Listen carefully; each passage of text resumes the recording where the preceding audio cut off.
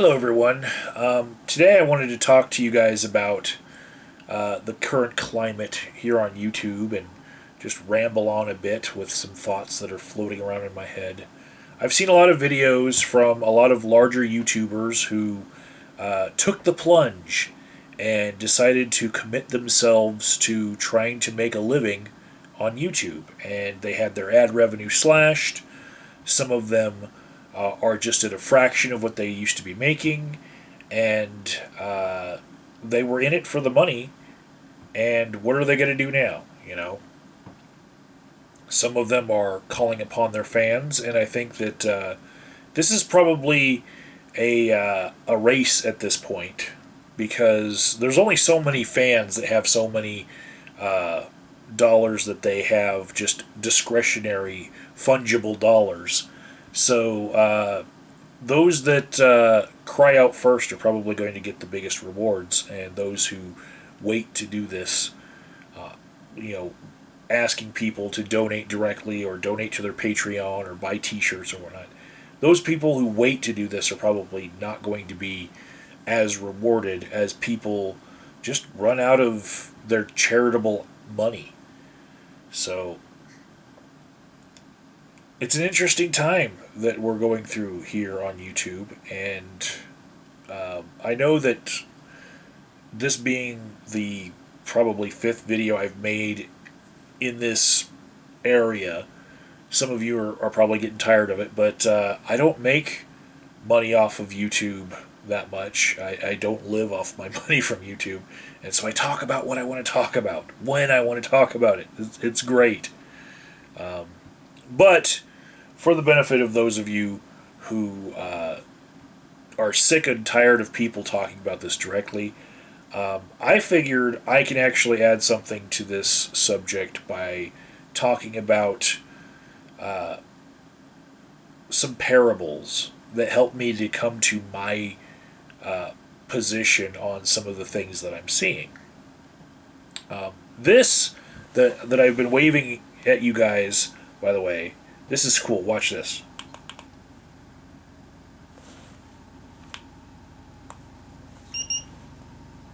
There we go. Right. This is my new gimbal. It holds things steady no matter how I'm holding this stick, and this is going to steady some of the shots that I do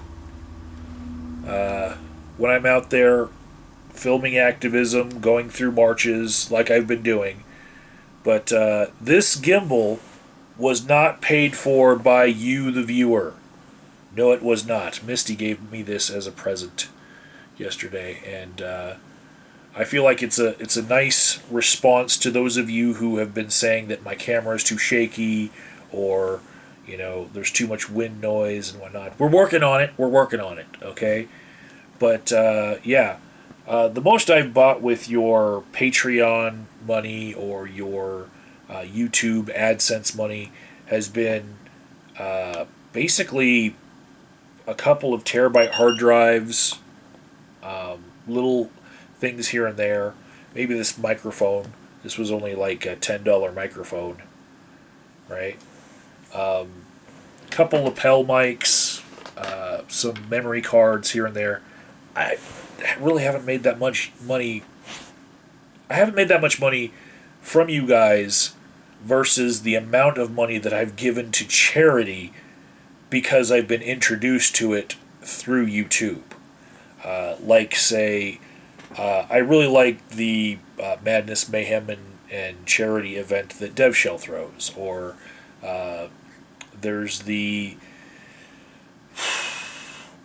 Doctors Without Borders charity that a whole bunch of YouTubers have been involved with. That has happened every year. When those things come up, I can give to those and then look at how much I'm actually making off of YouTube. And look, it's like being introduced to all these causes and people actually costs me more money than I'm making at some points. And this month especially, as people are being hit very hard. There are two YouTubers in particular that I gave to, which pretty much negates everything that I've made the entire year, right? But I'm in a lot better place than I was years ago when YouTube was, up to 10% of my income at one point. Um, it's now less than 1%. So I really don't see this as a profitable thing to me. This is a labor of love. And I don't expect everyone else to do this as a labor of love. I'm a realist in that respect, but I do feel like those of you who are hearing YouTubers say that if this kind of content isn't paid for, it's not going to happen. I feel like you're not hearing a different perspective in that there are people who do this as a labor of love who would fill in the gaps, who would be able to fill in. And maybe for every The Amazing Atheist, it might take 10 hobbyists who aren't being paid to put out the same amount of content, but you could be subscribed to 10 people who each, made some substantive videos in the same vein, and everyone who's doing this for money could be replaced by people who are hobbyists, who are only doing it in their spare time, and who have day jobs.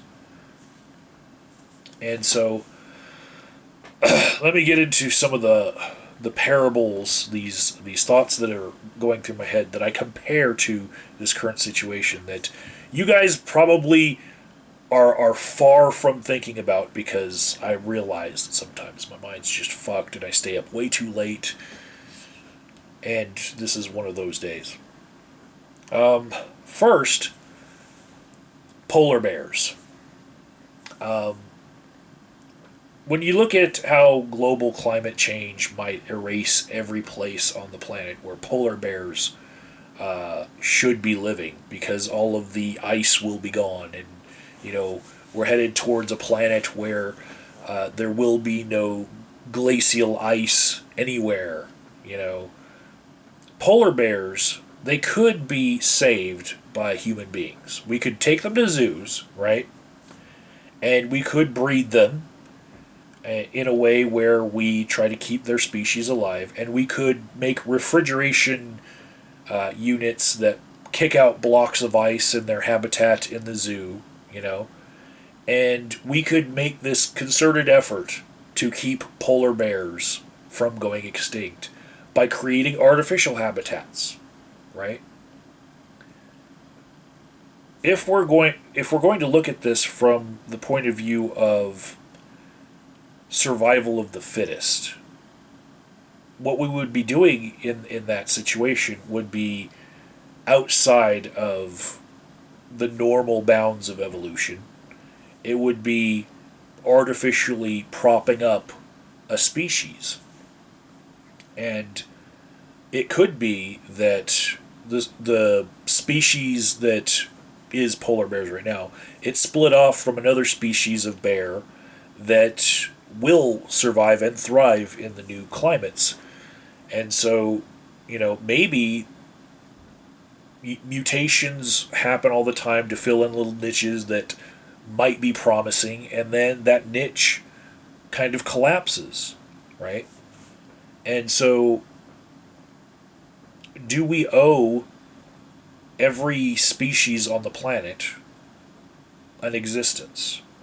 If change is inevitable, and we're going to have hot phases, and we're going to have ice ages on our planet, do we owe it to all these species, if we can, to prop them all up until a suitable climate for them naturally occurs? And could this be for thousands of years? Should we put all animals on welfare? Basically, should we take from our resources that we could be applying to other situations and just give to these things that basically, if it weren't for us, wouldn't exist? I'm not saying there's a right answer to that either. I mean,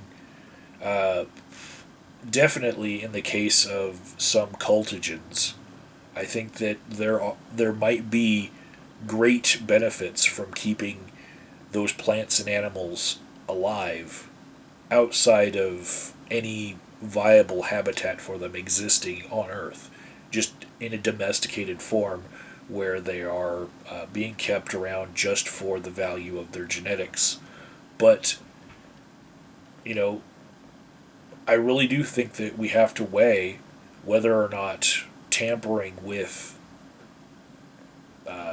survival of the fittest and natural selection is the right thing to do, because if you keep fighting nature long enough, you're going to find yourself taxed to the point that you're the one that can't survive. You know? You can only fight nature for so fucking long before nature fucking wins. And it takes you out. So, take those thoughts and try to apply them to this YouTuber situation and see where part of me is coming from. Similarly, Sierra Leone, right? I've done a couple reports on Sierra Leone for college courses. Started with a course actually called Africology 101. I don't recommend. In the very SJW layer that was the University of Wisconsin-Milwaukee, which now has quite the protest march culture surrounding it with those neighborhoods that are around it. Yeah. Sierra Leone, it's changed hands many times. Warlord to warlord, corrupt politician to corrupt politician. And some of those times, it got loans from the World Bank, right? So, when a warlord, corrupt politician, president, prime minister, king, gets a loan from the World Bank and then decides, you know what? It looks like there's a coup coming my way. I better take all these funds that I borrowed for the betterment of my country and place them in a Swiss bank that's untraceable or something in the Caymans or something, right? And then move from my country, say that I'm in exile, say that I'm a political a political exile who just cannot go back to my country, but I'll hide all the money. Right? And this has happened a couple times in Sierra Leone alone, right? The World Bank then waits for a new warlord to claim leadership of whatever's left of Sierra Leone and whatever name that the country comes up with for itself.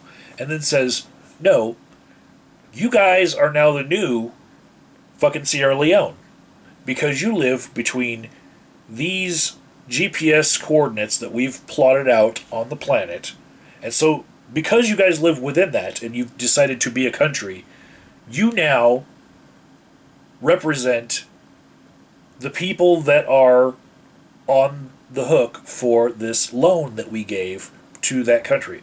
And so, each new dictatorship slash corrupt tyrant warlord faction gets its own loan from the World Bank, none of which goes to the actual people that really need it. They still have to have charities go there and dig wells for clean water and shit, right? And political stability is just a fucking pipe dream in that area. So the actual people who live there get told they can't flee the debt that they're under. They can't go to a different country and say, hey, I just want to be a citizen of your country. No, we have fucking borders set up with fucking GPS coordinates all over the place. Imaginary fucking lines that keep people in their fucking country, And the World Bank can say, no, now you are responsible for this debt because you live in this bordered out zone, right? Even though it wasn't your doing, it wasn't your corruption that stole the money, it wasn't your corruption that pilfered it away. You're still responsible for it. And then the next regime's debt, and then the next regime's debt, right? And politically, we're not going to deal with your country. We're not going to recognize your new country, your new faction that has taken over, unless you accept the fact that you are still the same country and you owe this debt to us. And we'll have all of these countries put blockades and tariffs and shit on you if you don't agree to keep repaying this debt that happened from regimes ago, and just kept on compounding with each change, right?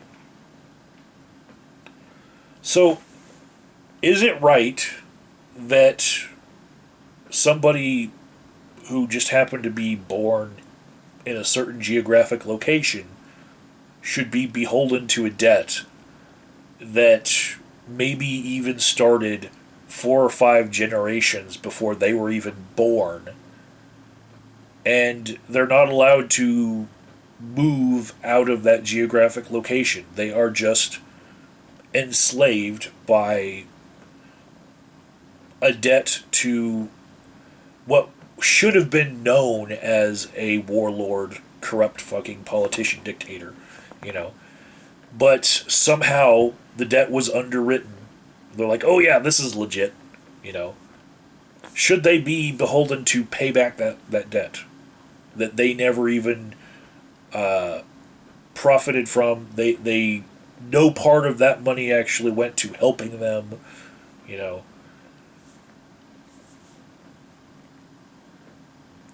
How much do we value the fact that somebody was put in a certain position?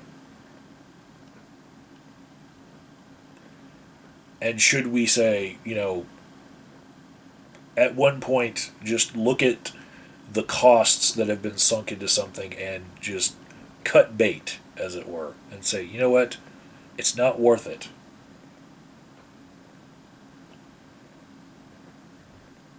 This is also a strange thought that I do relate to some of the things that I'm seeing here on YouTube.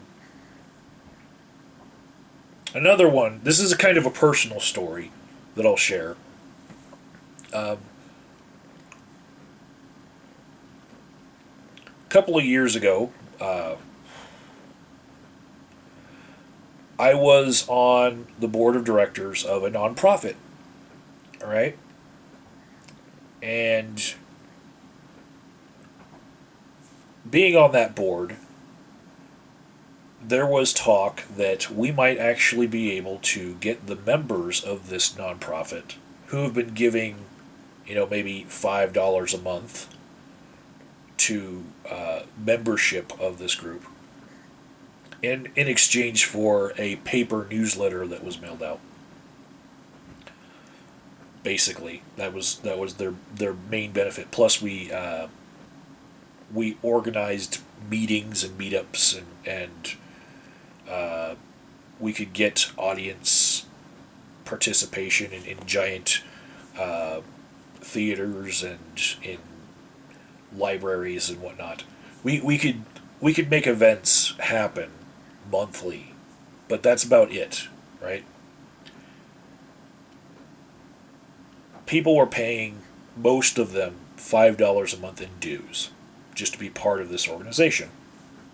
And some on the board, I'm not saying who, some of them kept bringing up the idea that we might be able to create paid positions within this nonprofit, so that there would be some officers of this nonprofit that would be paid to do what they're doing, and maybe they could even make these paid positions full-time positions where these people wouldn't have to have another job and they would be able to concentrate on this, right? And And I remember one of those people in particular on the board who was against this proposition kept pointing out that we just didn't have the money, right? And it was a pipe dream, and kept on cutting off conversation of that. He happened to be the treasurer at the time, and I'll name him. His name was Harvey, and sometimes what he would say or do would be harsh, but I do feel like I learned a lot from him, right? So I thought about, you know, the possibility that I could be paid for some of the things that I was doing, and some of the things I was doing were so grand. I don't feel like you guys can appreciate it through the lens of this YouTube channel, but getting a float in a St. Patrick's Day parade for a secular nonprofit and just putting us out there visibly, and pulling that trailer that I still own, that was decorated and then has a giant evolve fish on it. Having a Mayan calendar survival party, where we celebrated the fact that we were still there. We scheduled the party for the day after the end of the Mayan calendar, and made a point of, here we are before the end of the Mayan calendar, and we're scheduling something for the day after it because we know we're going to be here, and we had a lot of fun on that party, some of the things that I was doing was just so grand and so in the face of the public that I felt like, yeah, we're pulling off giant things. We had Richard Dawkins and Eric Cernyar and a bunch of others come to an auditorium that we hosted this huge event, and it was about the Good News Club, and I got, from every person that was at that event, I got a signed book from them. We had Mikey Weinstein from the Military Religious Freedom Foundation up in Colorado Springs many times. I mean, we hosted so many events. I was like, yeah, we could actually do this. I mean, we are really successful at doing these things in real life. People might pay for us to keep doing this shit. The flip side of that, the other side of my feelings on this, the other part that was weighing on me, was a different nonprofit that I knew of, and its name was the Pikes Peak Justice and Peace Commission.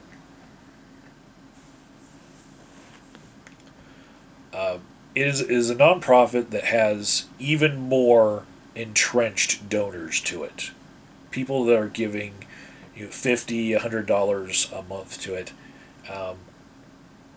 I was only volunteering with them just a few times at a few of their little get-togethers, and some of them, they had like a whole newspaper that they would print up for their members. It wasn't just like a little flyer like our nonprofit was. Like when I went to them, you had to take like a butter knife, right, and like flatten the edges of their newspaper so that it could go through the mail. I mean, they had to like prep their printings for mass mailing, so they'd have little parties for it.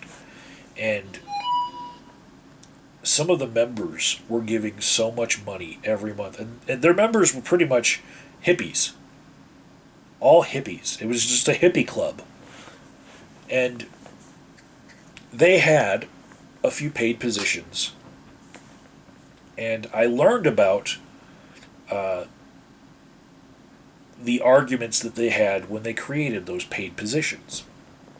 They actually paid for an office space that was not in someone's house. It was actually downtown in Colorado Springs on Bijou. It looks like it's spelled Bayou, but it's actually Bijou Street, for those of you who are not from Colorado. And that was an expense that they incurred every month to rent out an office space and then to pay someone to be there all the time. So they could use that office space for a lot of things, but mostly what it was used for was that mailing. Putting it together. There was writing columns for it. People were in there, on word processors. Most of them volunteer, but they were using that space for it. But they were putting together that mailing that kept on going out to those people that were paying money every month. But the one paid position that they had left by the time that I was visiting them was the president of their organization. And most of what he did was not fight for justice and peace. It was not work on any green project like the group was supposed to be about. It was not organize marches or protests. Most of the time he just showed up to those things that other people were organizing. Most of what he did was drum up money. His job basically was asking people for money for the organization that would pay him his salary, and the biggest expense that organization had, other than their little office space that they were renting out and getting a good deal on, was his salary. And when his job basically became asking for the money that they were using to pay for his salary, I realized that if we had the same thing go on in the nonprofit that I was on the board of, we could become that same thing, and I didn't want to be that. I'd rather look at it through the perspective of a hobbyist who wants to actually achieve little monumental events here and there, rather than somebody who has a job asking for people to support him. The difference between a panhandler on the street who's homeless and a nonprofit who only use their money to pay for people to ask for more money is a suit in a fancy office. I'd rather go do stuff. And if it takes less of a focus, supposedly on what I'm doing, if I can only give 2 or 3 hours of my life to it a day, rather than ostensibly being full-time, but then really not being full-time, that's what I want to do. I'm just going to give you guys 2 or 3 hours of my time. And when I say you guys, it's whatever project that I'm on that I feel is helping out whatever interests that I'm interested in at the time. And I really do feel like that was part of my wanting to put my efforts into a different cause. Because I kept seeing new organizations pop up left and right, where everyone who couldn't get along with the last organization's leadership decided to start their own. And there was all these little secular groups popping up. Secular Coalition for America started making chapters in every state and started finding that activist who wanted to have that activist job, potentially to be the president of his state's chapter. That was one of them that just, it was a meaningless title because they had basically no membership in any state. And they would have these call-in phone conferences where they were trying to train them on how to get more members. And, it was almost like multi-level marketing pyramid scheme level stuff that I saw going on there. Um, and the same people who were involved in the spread of the secular coalition for America were also the people who were becoming very influential in the Dawkins Foundation and whatnot. I got sick of that. I got sick of people who had a job asking for money from people for a cause, but the money was actually going for them to have a job. Right? And so anything that I see from the spiel of another YouTuber when they're trying to shill, when they're trying to sell their own services to you and say, please donate to my Patreon, please buy my t-shirt, go to my Zazzle store, anything like that that I see, it does rub me the wrong way.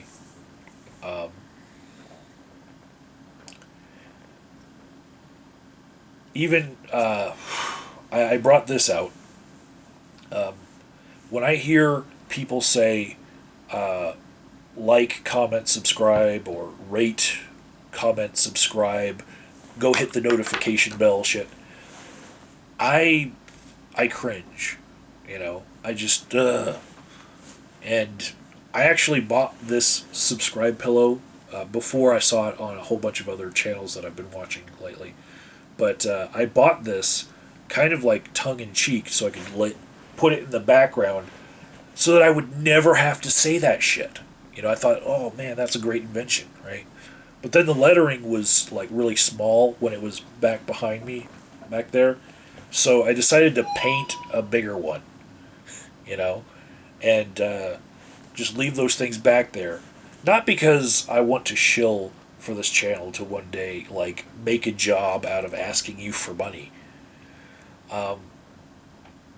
But just as kind of a nod to what I'm seeing, you know. It's to me, it's a joke. It really is. I'll zoom in on them so you can see where I'm at so far. They're probably going to change from time to time. But, yeah. There you go.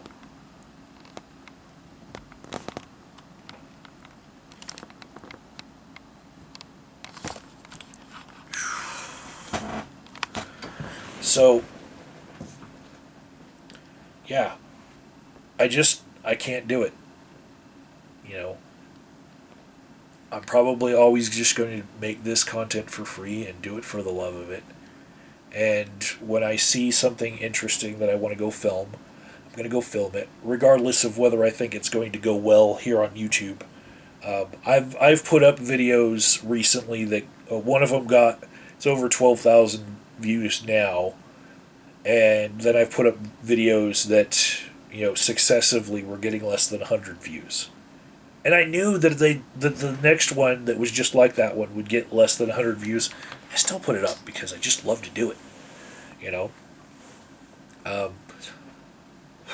The next big event that I'm looking forward to is Tax Day, because I figure that there's going to be some President Trump release your taxes protests, and I figure that there's probably going to be some anti-protests to those, and it's just going to be one big drama fest downtown near the Capitol building, and I'm going to film it with my new gimbal.